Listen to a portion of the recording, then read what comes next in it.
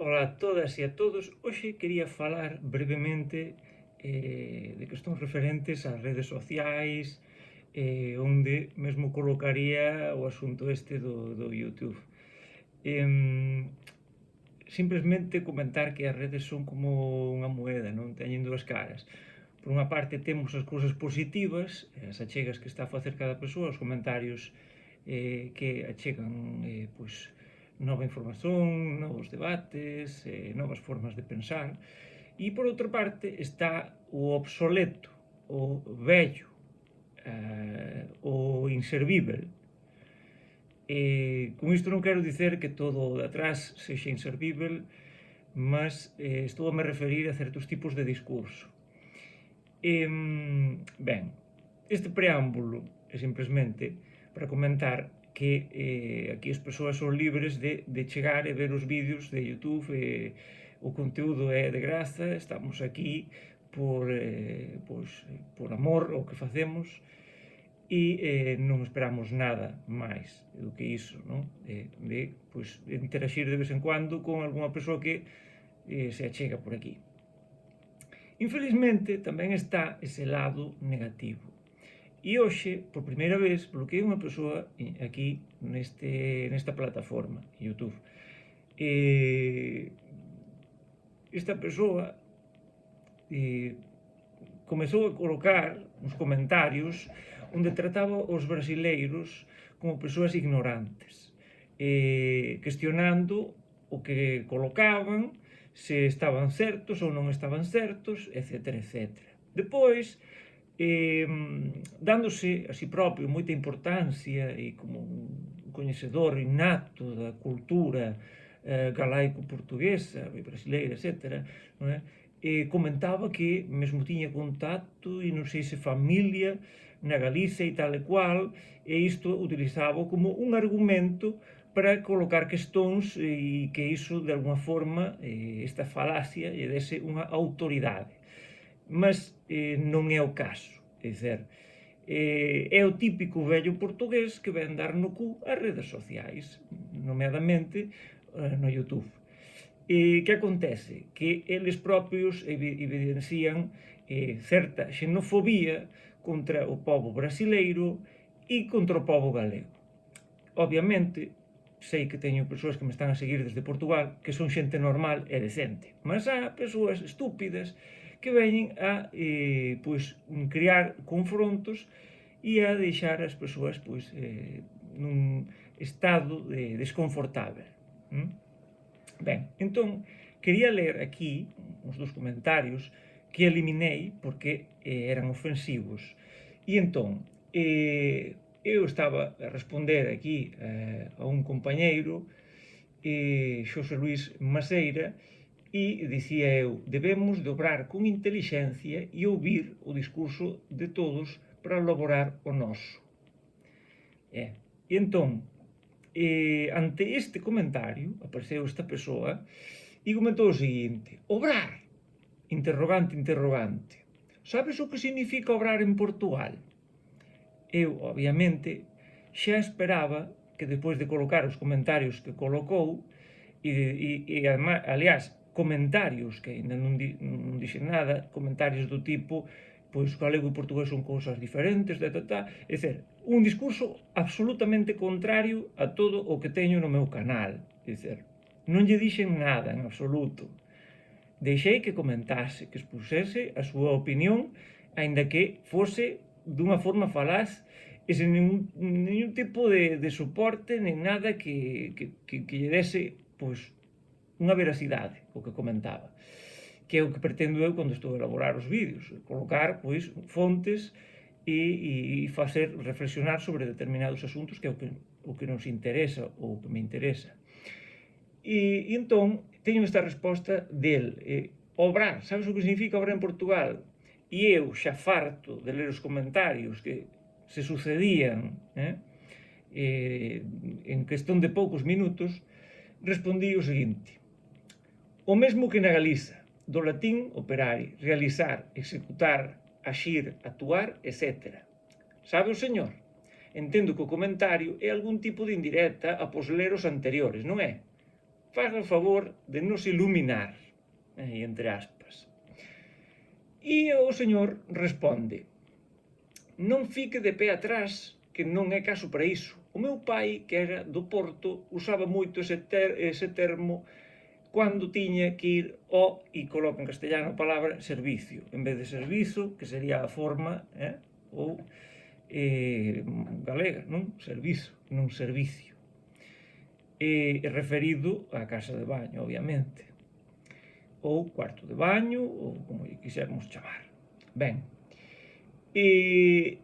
temos que o que eu coloquei era: debemos obrar con intelixencia e ouvir o discurso de todos para lograr o noso. É dizer, obrar nese sentido en que, pois, significa traballar, todo o que comentei agora mesmo, actuar, axir, etc. E el ven colocar unha semántica que non ten absolutamente nada a ver co que eu coloco, é dizer, un contexto totalmente distinto. E tal e como colocou, con eses interrogantes, como dicendo como estás errado e iso utilizámoslo aquí dun xeito diferente e así non é. Esa é a forma que se entende, desa forma en que o escreveu, con varios interrogantes e con certa arrogancia. Ben, e entón eu respondo o seguinte: con certeza, felizmente sabemos o que son as palabras polisémicas. Se estou nun barco e o mando ao carallo, non é o mesmo que se o mando agora mesmo, comprende? Há algo chamado contexto comunicativo. Con isto que quero dicer? Porque o señor non comprendeu o meu comentario. Será que non sabe o que é o carallo? Entón debería buscalo nun dicionario e eu comprendería o que significa.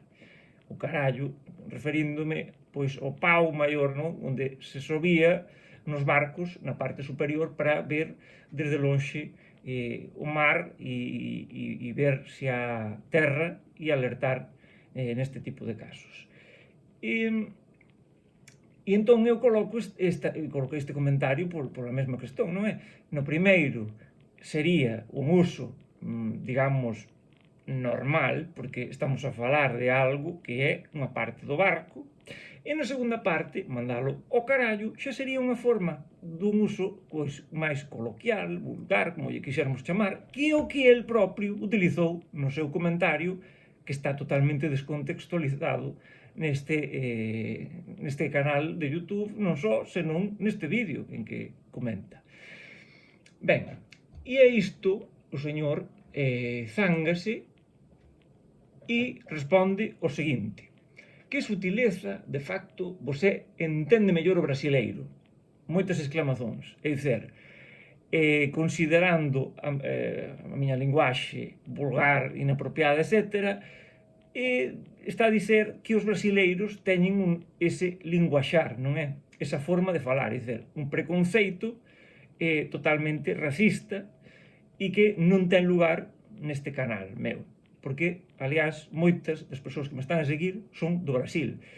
E o que hai que ter é un mínimo de respeito a hora de falar e de comunicar nun canal, sobre todo, pois xa digo, que non é del, nen nada, e chega aquí e comeza a soltar barbaridades porque sí. Pois non, este non é o lugar. Ben, e despois dice el: pase ben que eu non teño xeito para falar labrego. E agora ven a autoridade de clase, non? Os labregos teñen un falar inferior e os señores urbanitas, os señores da cidade, son superiores e falan outra cousa diferente, non é? Eu falo labrego e el que fala.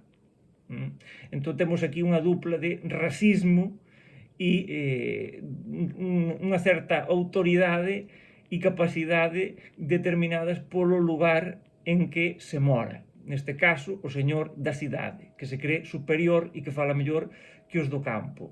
Entendo. Os que falamos labrego. Ou será que somos os galegos que somos todos labregos? En todo caso, é unha falta de respeito tanto para brasileiros como para galegos. Brasileiros e galegos, e non temos nada a ver con este señor.